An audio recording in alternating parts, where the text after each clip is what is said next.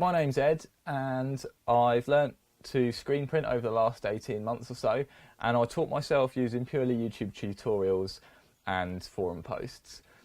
And although it was a really good resource, there was lots of things that I've discovered along the way that most of the stuff I'd read and watched didn't mention, and it would have helped me loads and sped the process up probably tenfold if I'd known these bits of information beforehand. So I decided to make this series of videos sharing all the little bits of information I've discovered and all the tips and tricks that I think is going to make the whole process of learning screen printing a lot easier. So in my previous videos, we've learnt how to make a screen frame, how to stretch the screen material, and how to coat the emulsion onto the screen.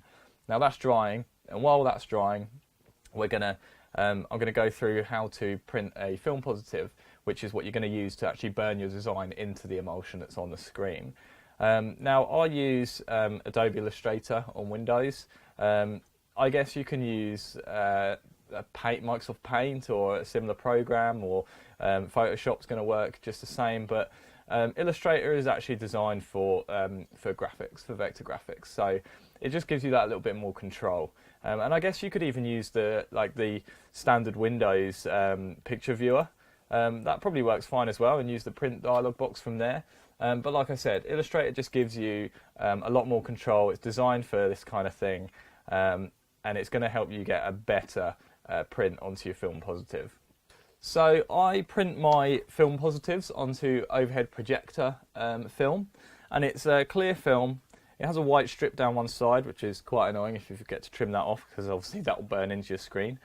But yeah, it has a white strip down one end, and one side is rough, and that's the side that you print onto, and the other side is smooth. And this is designed for inkjet printers. So you can just use your standard inkjet printer that you've probably got at home, and that's what I use.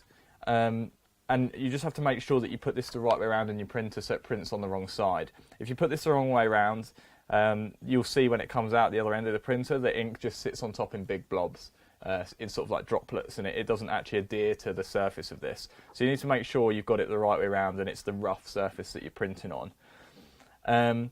This is quite expensive. I mean, I think I got this from Staples before they went bust. So I've had it a long time. It does last a long time. I think that there's 50 sheets in here, and it costs about £30 for this pack, which sounds expensive. But when you consider that I've been printing for almost 2 years now, and this is the only pack I've ever bought. And obviously, if you plan ahead and you've only got small designs, you can put more than one design on a sheet and print them all at the same time, and that'll help you save a bit more money as well. So we're going to be printing our positives onto this stuff. So there's a couple of things that you want to do before you actually send your design out of Illustrator to print. And one of them is to make sure that your design is set to CMYK colour. And to do this, you click on File, go down to Document Colour Mode, and you can see whether the CMYK colour or RGB colour is checked. In my case, I've already got this set up to CMYK, so that's fine. We can just click out of that. And then the second thing you want to do is make sure that your design is flattened, which means it's not in layers and it's all composited into one image. And then you just want to make sure that your blacks, and in this particular case, I've got the fill of this big black area. You want to make sure that if you click into the colour swatch, you can see it's the colour mode CMYK, but you've got K, which is black, is 100%, and CM and Y are all 0. So what you want to do is you just want to make everything 100%. And that's going to make your black print just as black as it can possibly be. You want this to be as opaque as possible, obviously so the light can't shine through it, or has as much trouble shining through it as possible. So by making this 100%, it's going to lay down the thickest bed of ink that your printer possibly can. So I just set all those to 100%, click OK, hit Save, and we're ready to now print as you normally would. File, print, and what I usually would do, you can see this has automatically scaled it, and it's rotated it, and it's sticking off the side of the page and everything. So what I usually do, I just put some cheap plain paper into the printer, and I'll mess around with the scale and the rotation until I've got the design sort of how I want it, and then let's put it central. And and I'll print it out onto a sheet of plain A4 just so I can check my size. And I find it really helps that you can then hold it up to a t-shirt, see what your design is kind of going to look like once it's actually onto a t-shirt, and then it saves you wasting a sheet of film positive. You do want to set your printer to photo quality prints, and that will just make sure that it lays down the like a thicker bed of ink than it would if you just use standard print profile. So what I've actually done here is I've printed out my design onto a piece of plain A4, and as you can see, that allows you to just sort of measure your design up against a t-shirt, see what it's going to look like when it's actually being worn. And bear in mind that if your prints are too big, they're actually going to come around the side of the t-shirt or the garment that you're printing on while it's been worn, and you might not necessarily see all the design. So it just helps to kind of print it out on something that's nice and cheap, and then offer it up and see what it's actually going to look like when it's being worn. And as you can see, in this case, the design comes almost to the edges of the A4 sheet. So once it's actually been printed onto that OHP transparency, that white strip is going to cover part of the design. So in this particular case, I'm going to print this design offset over 2 sheets of transparency, and then I'm going to have to cut the transparencies and join them together to get rid of that, that white strip, because the size that I want the design is just too big to print on a single sheet of A4 like this. So that's how I'm going to have to do that in this case. And you can see that that is nice and dark, nice and opaque, and now what I'm going to do is print this design again, offset the other way round, and then we're going to chop this off, chop the other half off, and join them together to make one design to burn.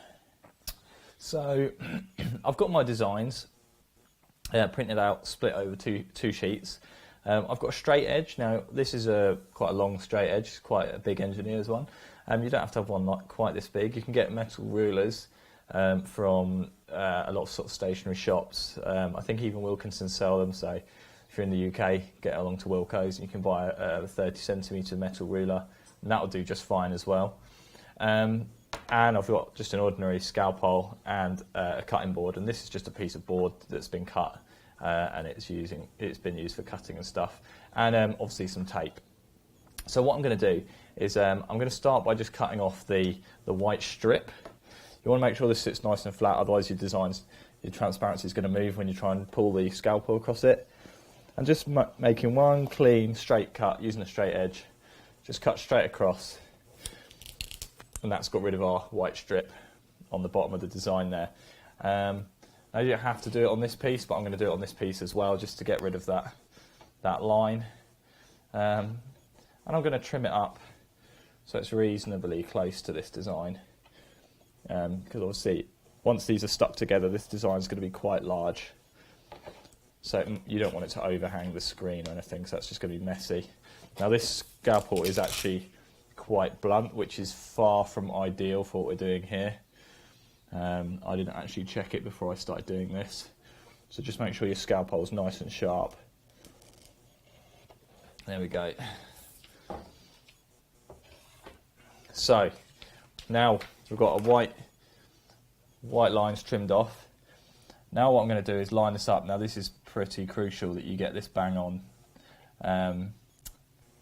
So what you want to do is line up your design, and you'll be able to see it helps if you do this against a white background. So if you put a white sheet of paper underneath, obviously that's going to help you be able to see, because obviously against this this cutting board, it's very messy and you can't see very easily what's going on. If you put a piece of white paper behind there, it really helps you with this process. So what you want to do is just line up your design as closely as possible, and then when you've got it lined up, you want to tape the two pieces of transparency together, and you want to make sure it's lined up in every single plane, so horizontally and vertically. So that's looking pretty good, and it does pay to spend a bit of time doing this. And you can usually see when it kind of like the design locks in over itself, so you'll see exactly when it's lined up. and that's looking pretty good to me. So now I'm just going to put a piece of tape there. And once you've put your first piece of tape down, before you put your second piece down, just make sure that it is still lined up. There we go. So that, and what I might do is actually turn this over and tape this edge as well.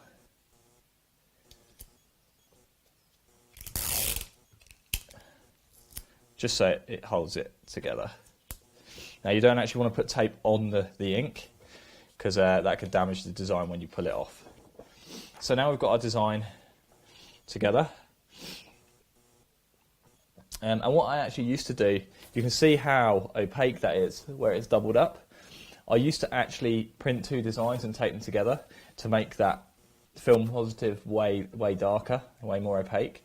But I found you don't actually need to do that. If you get your exposure time right, you don't actually need to double your design up. So now we've got that stuck together and it's all one piece. What you want to do is find a place in your design, because when you stick these two halves back together, you can get pinhole lines in your design where the join of the transparency is. So what I tend to do is find a place in the design where it's going to affect the design the least. So in this case, I think it's through the C's. So I think I'm going to put my line, my cut line, directly down the back stroke of this C, because then if I do have to paint in an emulsion afterwards, it's just going to be a little bit on the top and a little bit on the bottom. And again, you could do it with the L as well, but I want it to be as central as possible, the join. So I'm going to do it down the back of this C. So getting your straight edge again, line it up where you want your cut to be. Hold it down, make sure, let's take this piece of paper out, because now we don't need to see, well. And then take your scalpel, pressing down hard. You want one clean line straight through your design. There we are. So now, and yeah, this scalpel is really not that sharp. It's done the job just about. You can see the design is in two. So now we can take our tape off.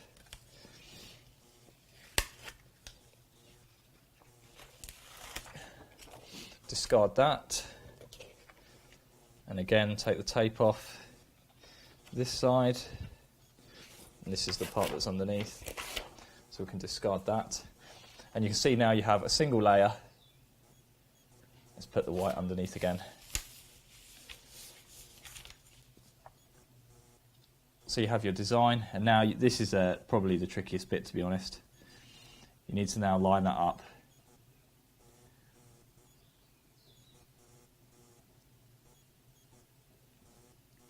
And then stick it down.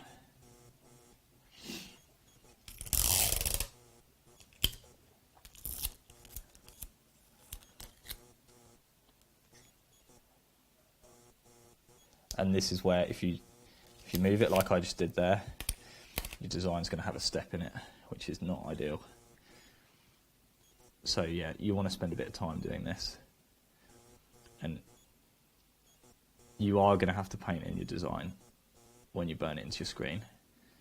I've had to do this every time.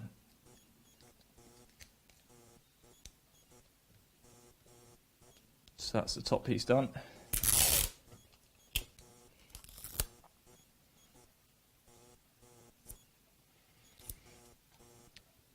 There's our bottom piece. So there you go. So when we burn this into the screen, we are most likely going to have a bit of an imperfection on that join. But that's no biggie. We can go along after we've burnt our screen. And then you can just paint back in the bits that have actually washed out. Well, if they've washed out. Hopefully they won't, but I think they probably will. Obviously you can get a printer to do this. I rang around and I struggled to find a printer that was willing to do this for me, to print on a large piece of transparency when I have had larger designs. I have managed to find someone that will do it, but it costs £25 for sort of like an A2 or A3 print. So I find that doing this is much, much cheaper. It's a little bit more work, obviously, but if you want to save yourself 20 or 30 quid, it's well worth doing it this way.